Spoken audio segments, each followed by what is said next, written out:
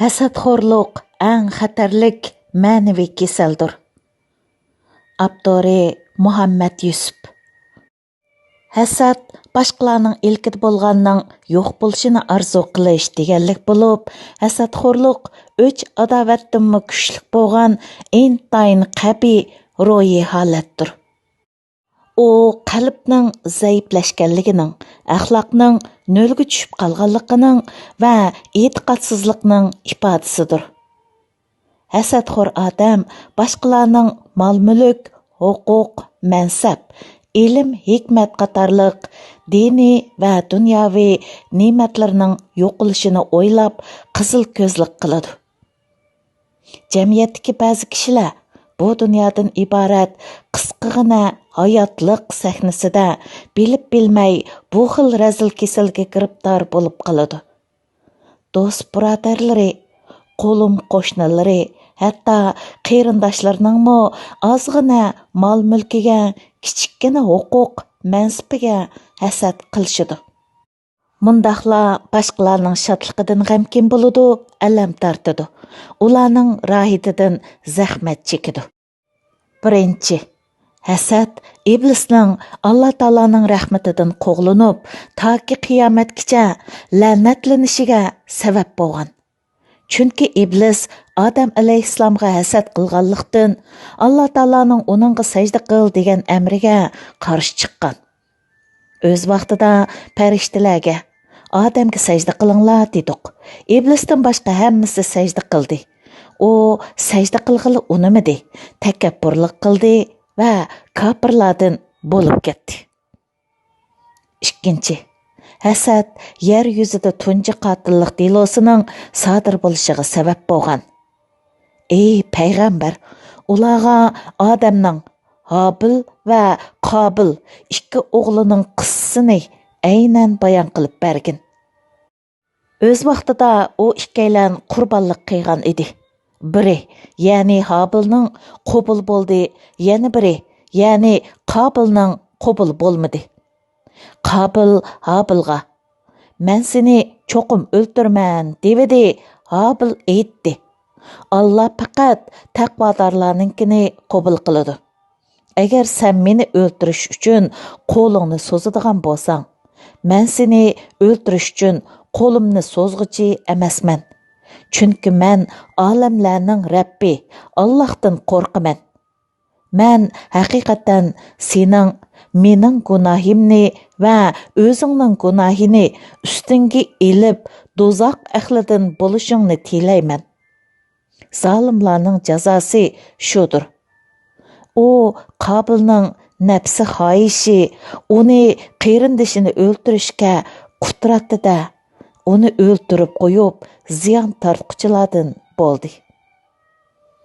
Uchinchi, hasad Yahudilar bilan xristianlarning islom dinini qabul qilmasligiga sabab bo'lgan. Chunki ular islomning haq din ekanligini bilib turib, payg'ambarning o'zlarining nazarida to'van sanaladigan arablardan chiqqanligini qabul qila olmagan. Biz kitob berganlar uni, ya'ni Muhammad alayhissalomni xuddi o'zining o'g'illarini tunigandek tuniydi. O'ziga ziyon solg'uchilar uningga iymon etmaydi. Ahli kitob ichidagi nurg'un kishilar o'zlariga haqiqatan oshkor bo'lgandan keyin ichidan hasad qilib, sizlarni iymoninglardan qaytirib kofir qilishni orzu qiladi. To'rtinchi, hasad o'z vaqtidagi Quraysh kattaboshlarining iymon etmasligiga sabab bo'lgan. O'z vaqtida Quraysh kattaboshlaridan biri mundaq degan: Muhammadning dini haqdir. Ammo biz Mahzum aymiqi, Abdumanap aymiqi bilan yaxshi ishlarda baslashib kelyapmiz. Ular Ka'baga xizmat qilsa, biz qildik. Ular haramning ziyoratchilariga taom va suv bersa, biz berdik. Endi kelib ulardan payg'ambar chiqsa, bizdan chiqmasa, biz buningga qanday taqat qilib tura olamiz? Şuna bizning ulardan chiqqan payg'ambarga qarshi turishdan boshqa yo'limiz yo'qdir. 5. Həsəd kapırlarının kapırlığını aşırıvətkən bulub, musulmanlarga boğan öşmənligidən ularning kapır bo'lishini tilaydigan dərəcəyə yetken. Allah Taala kapırlar haqqida mundaq degan. Ular sizlarning o'zlarida kapır bo'lishinglarni, shuning bilan o'zlariga o'xshash bo'lishinglarni umid qiladi. 6. Həsəd zamanimizdagi nurg'un kishilarni haqiqatni qabul qilishdan to'sib kelmoqda. Buning o'rnaklari intayin ko'p. O'zlarini islomga mansub qilib olganlar orasidagi ba'zi ichi tor kishilar o'zlarining boshqalardek natijalik, fazilatlik va go'zal axloqliq bo'lolmaganligi achchiqlanib, natijalik, go'zal axloqliq va fazilatli kishilarga hasad qiladi. Düşman bo'ladi, ularni o'sh ko'radi, ularni kishilarga yomon ko'rsatishga urinadi, ularning orqasidan har xil o'sak so'zlarni tarqitadi. 7. Hasad nurg'un kishilarning o'zlarini isloh qilib, dilini poklashiga, go'zal axloq bilan zinnatlashiga va ilm hikmat o'rganishiga to'salg'i bo'lib kelmoqda. Buning zamonimizdagi o'rnaklari intayin ko'p. Masalan, ba'zi kishilar o'zi o'ch ko'rdigan yoki o'zi bilan bilim saviyasi tang bo'lgan va yoki yuqori bo'lgan kishilarga hasad qilganlikdan ularning ilm, ma'rifat so'rinlarini yoqtirmaydi, va'z nasihatlarini anglamaydi, yozmalarini o'qimaydi. Shuning bilan o'zining hasadxo'rligidan, nurg'unlagan yaxshiliklardan, ilm, ma'rifatdan mahrum qoladi. Bu kesel Uyg'urlarning hamma soha kishilarida o'rtoqlashgan nejis keseldir. Afsuski, bu kesel ilm taliblari va ba'zi ulamolarimiz orasida bor. Payg'ambar alayhissalom mundaq degan: "O'zaro dushmanlashmanglar, bir-biringlarga hasad qilishmanglar, bir-biringlardan yuz o'rishmanglar, tuqqandarchilik haqqini tark etmanglar. O'zaro qarindoshlardan bo'lib, Allohning yaxshi bandalaridan bo'linglar" deb ko'rsatgan. Payg'ambar alayhissalom yana: "Hasaddan saqlaninglar. Hasadxo'rlik xuddi o'tunni yegandek yaxshi amallarni yeb ketadi" degan. Hasadxo'r Alloh taolaning taqsimotiga rozi bo'lmagan va ilohiy hikmatga qarshi chiqqan kishilardir. Allah Taala mundaq degan: "Rabbingning rahmatini ular taqsim qilib beramdikan? Ularning bu dunyo hayotidagi rizqini ularning orasida biz taqsim qildik. Ularning ba'zisini ishqa solsin deb, ularning ba'zisining darajasini ba'zininkidan ustun qildik." Ulamolar va faylasuflar hasadni baxtsizlikning eng cho'ng sabablaridan biridir deb ta'riflaydi. Ma'lumki, hasadning ziyni hasad qilg'uchi bilan to'xtab qolmaydi, balki boshqalarga yetadi. Hasadxo'r o'zining go'shini o'zi titib yeb, azob bilan yashaydi, boshqalarni rohatsiz qiladi. Ichidagi hasad kuchining qattiqligidan hamisha og'zini buzadi, haqorat qiladi, ochchig'ini boshqalardan chiqarishga tirishadi.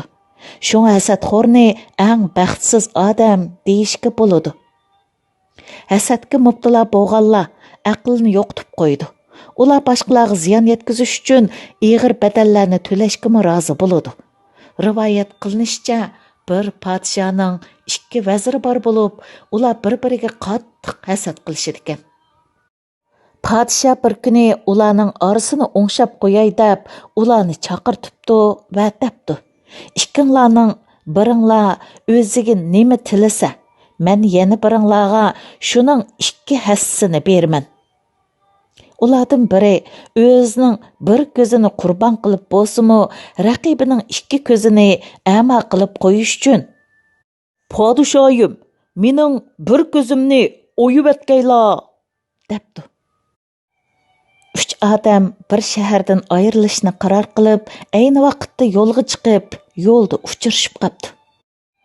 Ular o'zaro tanishgandan keyin ma'lum bo'ptiki, ularning hammasi shu shahardagi kishilarning esilligi va yaxshiligiga hasad qilib, chidab tura olmay, mazkur shahardan ayrilgan kishilar ekan.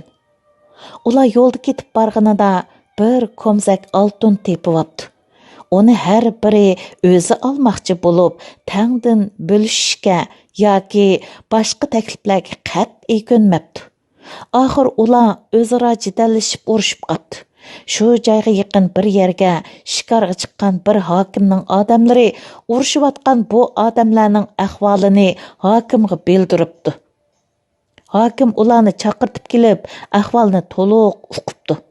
Ondan ularning har biridan o'zining qaysi darajada hasadxo'r ekanligini so'zlab berishni talab qilibdi.